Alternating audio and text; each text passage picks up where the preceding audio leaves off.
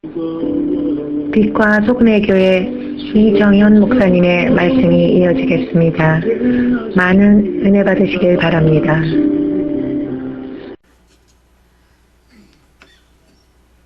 오늘은 하늘의 미랄이 되라. 우리 개인과 가정과 우리의 공동체에서 하늘의 미랄이 되라는 이런 제목으로 말씀을 소개하고자 합니다. 한국 최초의 개신교 순교자가 누구신지 아십니까? 영국의 로버트 토마스라는 선교사입니다. 토마스 선교사는 영국 런던 대학을 졸업한 후에 동양의 선교에 불타서 20대 초반의 나이에 중국의 선교사로 오게 됩니다. 그는 갓 결혼한 20대 초반의 아내 캐롤라인 가프리와 함께 중국에서 사역을 선교사로 시작하는데 그 아내가 중국 기후가 너무 맞지 않고 풍토병이 걸려가지고 고생하다가 결국은 그 다음 해에 안타깝게도 선교사로 왔다가 그 부인이 먼저 세상을 떠나게 됩니다. 선교를 해보지도 못하고 1년 만에 풍토병으로 죽게 됩니다. 아내를 이런 슬픔과 충격을 달래면서 토마스 선교사는 그래도 내가 선교해야지. 저 조선 땅에 선교사가 없는데 조선 땅에 선교사로 들어가기 위해서 그는 열심히 한글을 익힙니다. 그런 후에 1866년 제네럴 서문호를 타고 대동강 상류에 도착하게 됩니다. 그 당시 한국은 쇄국 정책을 쓰고 외국과 접촉을 거의 끊고 있었기 때문에 박규수라는 평양 감사는 외국인이 배를 타고 대동강에 오게 되자 그 배를 접근해가지고 불지르게 했습니다. 그래서 배가 불이 타게 되자 배 안에 가만히 있다간 다 죽게 되니까 배 안에 있는 사람들이 무토로 나오게 되면 군관들이 나오는 사람 한 사람 한 사람은 칼로 전부 목을 쳤어요. 다 죽였어요. 마지막으로 무트로 나온 사람이 영국에서 온 토마스 선교사인데 그는 한 손에 이 성경책을 가지고 있었어요. 칼을 빼어들고 자기를 죽이려고 하는 박춘권에게 이 성경책을 받으라 그러면서 모래사장에서 무릎을 꿇고 잠시 머리를 숙이고 최후의 기도를 드리고는 다시 성경을 받으시오. 그러자 이 박춘구이는 그런 거 쓸데없다, 필요 없다 그러면서 순간 칼로 그의 목을 쳤습니다. 26살의 꽃다운 나이에 토마스 선교사는 피를 흘리면서 한국 개신교 첫 순교자가 된 겁니다. 선교를 위해 헌신해서 아내를 잃은 지 2년 반 만에 아내의 뒤를 이어 한국 땅에 선교하러 왔다가 발을 땅에 디디자마자 그는 순교하게 된 겁니다. 하늘나라로 갔어요. 그러나 터툴리안이 말한 것처럼 순교는 교회의 씨앗이 된다고 그의 죽음은 헛되지 않았어요. 토마스 선교사를 죽인 박충건 병졸은 그날 밤에 집에 가서 잠을 자려고 하는데 자꾸 자기에게 음성이 들려옵니다. 이 책을 받으시오, 이 책을 받으시오. 토마스 선교사의 목소리가 잠잘르는데 들려와가지고 도무지 잠을 잘 수가 없습니다. 아니 그 책이 도대체 무슨 책인데 이 사람이 죽어가면서도 그 책을 자꾸 받으라 하는가. 잠을 잘 수가 없어가지고 그 책이 궁금해가지고 그는 그 길로 그 대동강 해변가로 가서 흩어져 있는 성경책을 주워가지고 집에 돌아왔어요. 그 다음 날부터 이 박충구는 열심히 성경을 읽었는데 결국 그는 예수를 믿고 나중에 교회의 영수 장모님이 되셨습니다. 그리고 그의 조카 이영태에게 성경을 주어 그 성경을 읽게 해서 그도 역시 훌륭한 신자가 되고 나중에 중국 성경을 한글로 번역하도록 이 이영태가 큰 역할을 했어요. 26살의 영국 토마스 선교사. 여러분 26살이라 그러면은 정말 얼마나 우리 아이들, 우리 자녀들 참 어립니까? 26살의 어린 나이에 토마스 선교사와 그의 부인이 순교의 피가 한 알의 밀알이 돼가지고 한국교회의 최초의 신자를 탄생하게 만들었고 오늘날 한국교회 태동과 성장에 큰 밑거름이 됐다 이겁니다. 오늘 성경 본문 보게 되면 유대인의 명절에 예루살렘 성전에 이방인 헬라인들이 예배하러 왔다가 예수님에 대한 강한 호기심을 가지고 우리가 예수님을 만나 뵙기를 원합니다. 그래서 예수의 제자인 빌립에게 와서 우리가 좀 예수 선생을 좀 만나서 대화를 나눌 수 있겠습니까? 요청을 합니다. 주님은 헬라인들이 이방인이 예수님을 찾는다는 말을 듣고는 이것을 이렇게 해석했어요. 이것은 장차 많은 이방인들이 5대양 6대주에서 많은 이방인들이 앞으로 전 세계에서 주님을 찾아오는 신호탄으로 해석을 했습니다. 그러면서 예수님은 인자가 영광을 얻을 때가 되었구나 하면서 유명한 황금 구절을 이라 부르는 말씀을 합니다. 내가 진실로 진실로 너희에게 이르노니 한 알의 밀이 땅에 떨어져 죽지 아니하면 한 알 그대로 있고 죽으면 많은 열매를 맺느니라. 너무나 유명한 말씀 아닙니까? 여러분 여기서 유의할 말씀은 죽지 아니하면이라는 단어입니다. 죽지 아니하면 한 알 그대로 있고 본전치기란 겁니다. 그러나 만약 그 한 알의 밀알이 죽으면 어떻게 한다고요? 많은 열매를 맺느니라. 나라는 한 알의 밀알도 내가 죽지 아니하면 그냥 한 알 그대로 있고 본전치기고 죽음은 많은 열매를 맺느니라. 한 사람 토마스 선교사의 희생과 죽음 이것이 한 알의 밀알이 되어서 그 순교의 피가 오늘날 한국교회에 놀라운 부흥과 축복을 가져다 주었어요.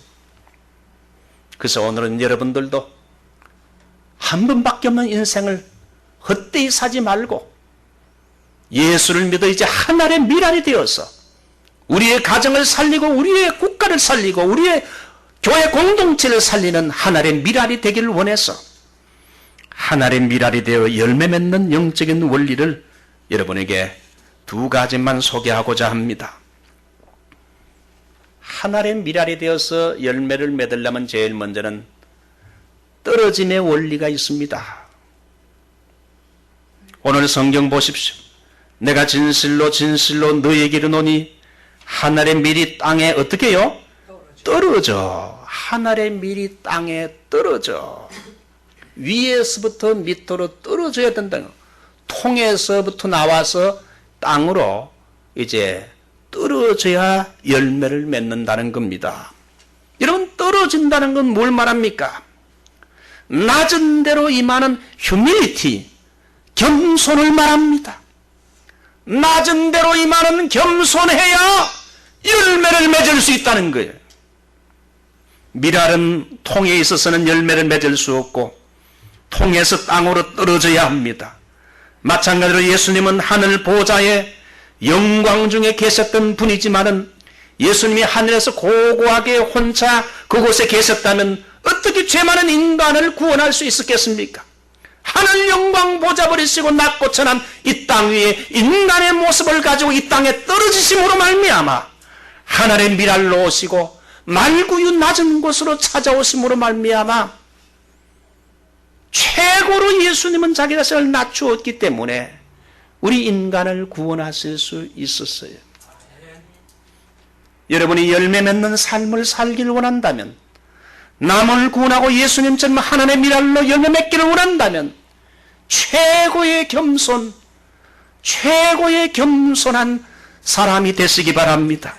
바울은 빌립보서 2장 6절로 7절에서 예수님의 성육신을 최대의 겸손으로 묘사합니다. 그런 근본 하나님의 본체시나 하나님과 동등됨을 취할 것으로 여기지 아니하시고 오히려 자기를 비워 종의 형체를 가져 사람과 같이 되셨고 자기를 낮추어 죽기까지 복종하셨으니 곧 십자가에 죽으심이라.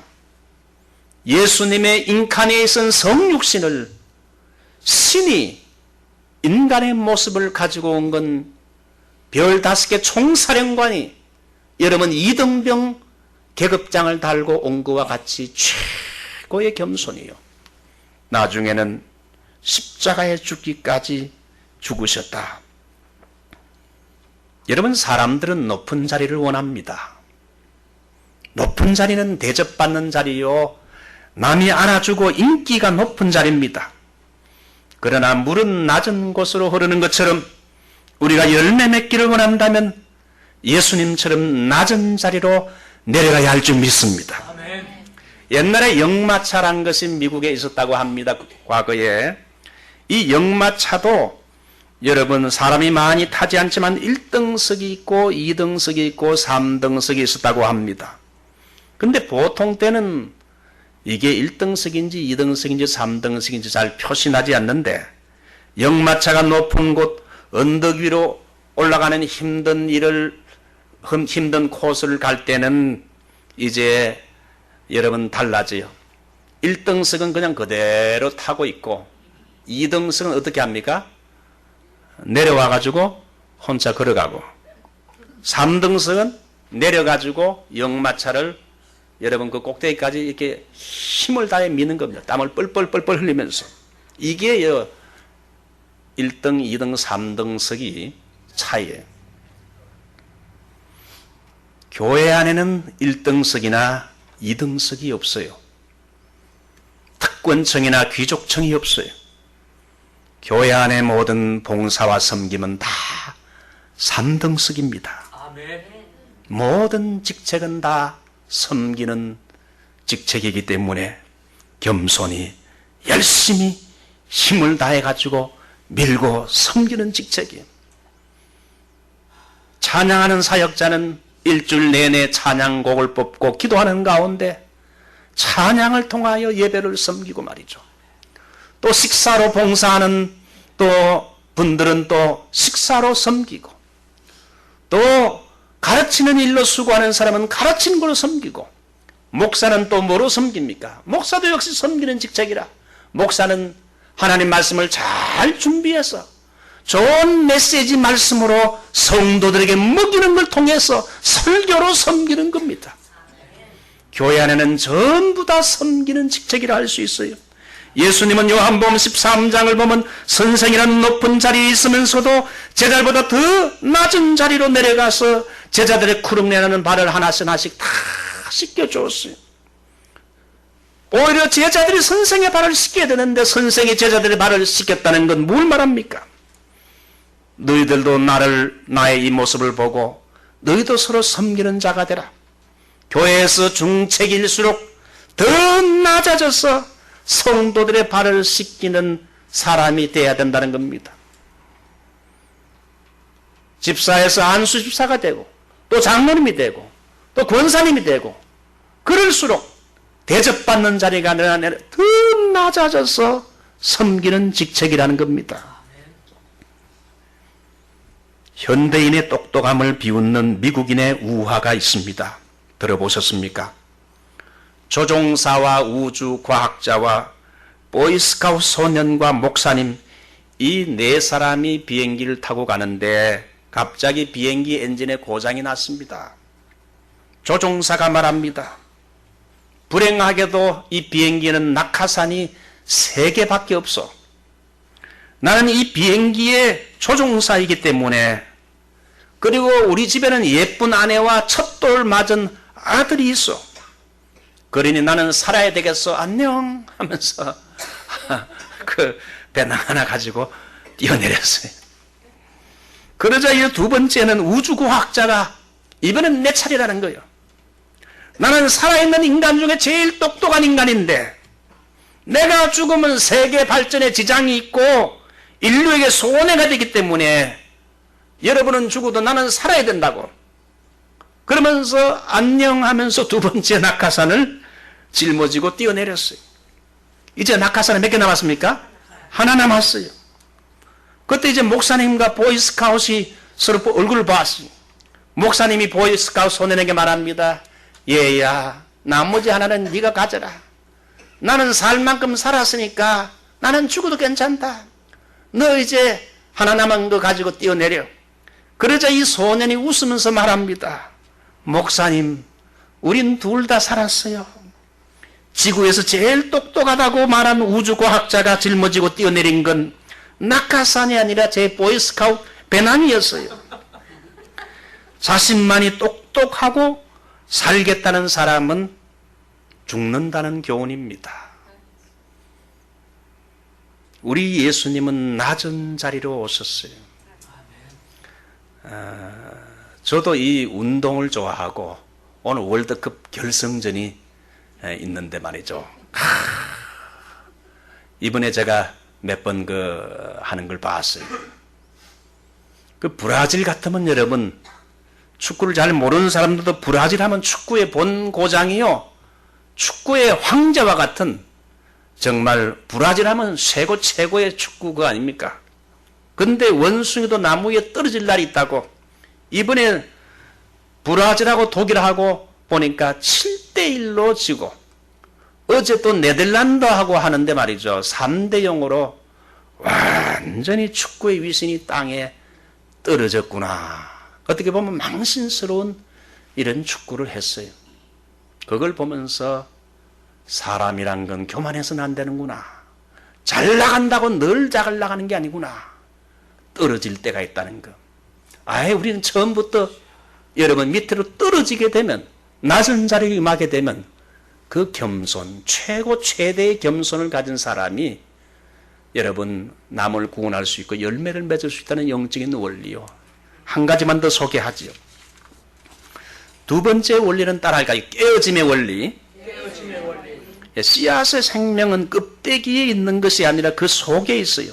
단단한 껍데기 미랄이 흙 속에 파묻혀서 적당한 온도와 습기와 함께 썩어서 그 단단한 껍데기가 부서지고 깨어질 때 비로소 그 안에 생명의 씨앗이, 생명의 역사가 일어나가지고 얼마 후에 그 깨어지고 썩어진 곳에서 여러분 파릇파릇한 싹이 나오게 되고 나중에 그것이 커져서 열매를 맺게 되는 거지요. 그래서 그 단단한 껍질이 깨어지는 그 원리를 오늘 성경은요, 요한복음 12장 24절에서 죽음은 만약에 죽게 되면, 이 죽는다는 건 깨어지는 걸 말해요. 죽음은 많은 열매를 맺느니라. 여기 죽는다는 건 뭘 말합니까? 이 껍질이, 단단한 껍질이 깨어지는 것, 자기 자신의 자아의 깨어짐을 말해요. 내가 깨어지고 죽고 희생하게 될 때에 열매를 맺게 된다. 죽지 아니하면, 내가 죽지 아니하면 하나를 그대로 있고, 내가 죽으면 많은 열매를 맺느니라. 희생하고 내가 깨어지고 죽는 것과 같은 이런 것을 감수하면 많은 열매를 맺느니라. 옛날 모세가 이스라엘 백성들이 광야에서 목말라 하자 모세가 반석을 치니까 반석이 깨어지면서 그 속에서 생수가 강물처럼 콱콱콱 솟아나오게 됐어요. 그래서 목이 말라 죽겠다고 아우성치는 사람들이 그 반석에서 나오는 여러분 생수를 마시고 목을 축이고 시원함을 얻게 되었어요. 여러분, 이 반석을 고린도전서 10장은 예수님으로 표현합니다. 예수님은 반석으로 십자가에서 자기 자신의 몸을 못 박히고 죽으시는 온몸이 산산조각 깨어지고 죽는 희생의 보혈을 흘렸을 때에 온 인류를 구원하게 되었습니다.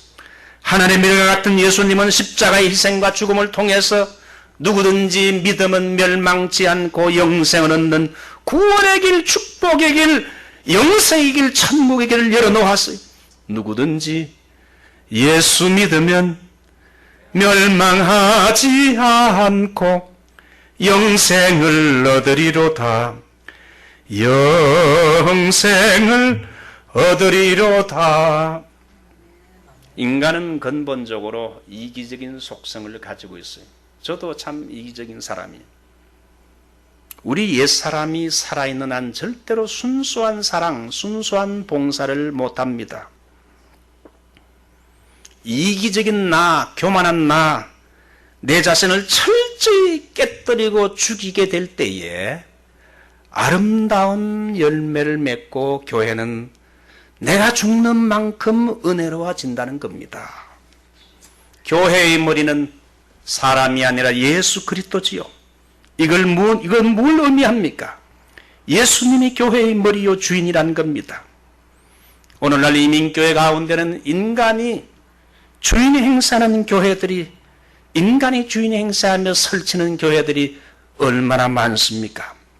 인간이 살아 설치면 교회는 시끄러워지고 냉랭해지고 여러분 교회는 은혜가 떠나게 됩니다.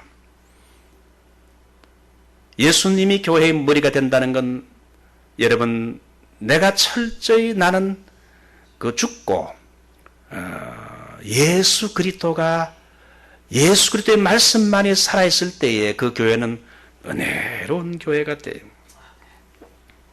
인간의 소리가 너무 높으면 여러분 교회는 복잡해집니다. 오늘 여기 하늘 내가 죽으면 많은 열매를 맺느니라. 라스베가스 근처에 후브댐이라고 있는데 세계에서 제일 큰 댐이라고 합니다. 이 댐의 공사는 건축하다가 많은 사람이 죽고 희생을 당한 큰 공사였어요. 그러나 후브댐으로 말미암아 미드호라는 아름다운 호수가 생겨지게 되고 남캘리포니아 일대에 전력이 공급되고 이 후브댐으로 말미암아 거친 사막에 라스베가스라는 세계적인 이런 오락 도시가 생겨날 수 있었어요. 사실 후브댐이 없었으면 라스베가스도 태어나진 못했어요. 이 댐을 방문하게 되면 댐 앞에 게시판이 있는데 후브댐 공사를 하다가 죽은 희생자들의 이름이 나오고 그 아래는 이런 글이 새겨져 있었습니다. 이들이 이곳에서 희생당한 이유는 사막에 장미꽃을 피우고 골짜기에 생명의 강을 흘러가게 하기 위해서 이들이 희생했다. 사막에 장미꽃을 피우고 이 메마른 골짜기에 강물이 흐르게 하기 위해 가지고 이들이 자기의 생명을 희생했다는 겁니다. 어떤 회사든지 교회든지 어떤 단체든지 개척자는 항상 힘들고 희생이 많고 출혈이 많은 것입니다. 그러나 개척자들의 희생과 수고를 통해 얼마 후에는 꽃이 피고 열매를 맺어 후대의 사람들이 혜택을 누리게 됩니다. 교회도 마찬가지입니다. 오늘의 우리의 수고와 봉사와 희생이 미래의 아름다운 교회를 만들어낼 겁니다. 이야기 안 하고 마치죠. 샌프란시스코 남부에 가게 되면 꽃들이 많이 피어있는 로스 알토스라는 알토힐이라는 꽃마을이 있습니다. 그곳에 가게 되면 많은 아름다운 꽃들이 향기를 날리는 그런 그 마을이 되어 있는데 그 마을에 이렇게 아름다운 꽃들이 많게 된 데는 하나의 이유가 있었어요. 오래전에 이 도시에 요한이라는 사람이 있었는데 이 사람은 우편 배달부입니다. 그는 매일 똑같은, 요즘은 우편 배달부가 차를 타고 다니면 옛날에는 자전거를 타고 다녔다 그래요. 자전거를 타고 다니면서 이 집 저 집 가면서 편지 왔어요. 소포 왔습니다. 이렇게 외치면서 우편물을 배달했는데 한 달, 두 달, 1년, 2년이 아니라 15년이라는 젊은 세월을 전부 우편 배달부로 살았어요. 15년 동안 다람쥐 쳇바퀴처럼 똑같이 순환되는 삶을 살면서 일했어요. 이제 이 사람이 중년이 됐을 때 인생과 직업에 대해서 회의가 생기는 거예요. 야, 이렇게 단순하고 단조로운 일을 지금 15년 동안 했는데 또 하려니까 너무 심증이 나는 거 있죠. 그래서 이 일을 계속할 것인지 그만두고 딴 일을 할 건지 이렇게 고민하고 기도했는데 이 사람이 기독교인인 것 같아요. 그래서 자기의 하는 이 직업을 계속할 건지 그만둘 건지 기도하는 가운데 하나님께서 그래도 너 일을 계속해라. 아유, 하나님 너무 이제는 지겹고 지루한데요. 너무 단조롭고. 그러자 하나님은 보람있게 일할 수 있는 방법을 생각해 봐라. 한 번은 기도하는데 좋은 생각이 떠올랐어요. 그래, 이렇게 하면 참 재밌을 것 같다. 그래서 이 사람이 우체부 가방 안에 여러분 꽃씨를 많은 여러 가지 아름다운 꽃씨를 많이 담아가지고 이제 편지를 이렇게 배달하고 소포를 배달하면서 집집마다 가는 데마다 꽃씨를 조금씩 뿌렸어요. 이걸 하루, 이틀, 한 달, 두 달 몇 년을 계속하면서 우편 배달부를 하면서 꽃이도 조금씩 이렇게 여기저기 집집마다 이렇게 뿌렸어요. 그렇게 되자 한 몇 년이 지나게 되면서 어떤 꽃이는 죽기도 하지만 어떤 꽃이는 세월이 지나면서 아름다운 꽃을 피우기 시작했어요. 몇 년 후에 그가 지나가는 거리는 완전히 꽃으로 뒤덮는 꽃의 거리가 되고 그 마을은 꽃 향기를 날리는 유명한 꽃마을이 됐다는 거예요. 아이고, 이젠 지겨워서 더 이상 이 직업 못하겠다 했던 것인데 거기다 어떤 가치를 가지고 자기가 보람을 가지고 꽃을 뿌리면서 마을을 했는데 나중에 한 사람의 씨 뿌리는 행위가 마을 전체를 아름다운 꽃향기 풍기는 꽃마을로 변화시켰다는 거예요. 이제 말씀을 맺습니다. 우리가 주님을 섬기는 것은 씨를 뿌리는 것과 같습니다. 처음에는 단조롭고 힘들지도 모릅니다.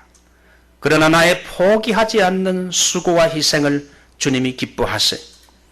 주님은 우리의 수고와 봉사를 통해 앞으로 장차 아름다운 꽃들로 피우게 할 겁니다. 한 알의 밀이 땅에 떨어져 죽지 아니하면 한 알 그대로 있고 죽음은 많은 열매를 맺느니라. 내 자신이 죽는 것과 같은 희생과 봉사를 하게 되면 하나님이 나를 통해서 큰 일을 장래에 계획하신다는 겁니다. 이런 축복이 여러분에게 있으시기 바랍니다.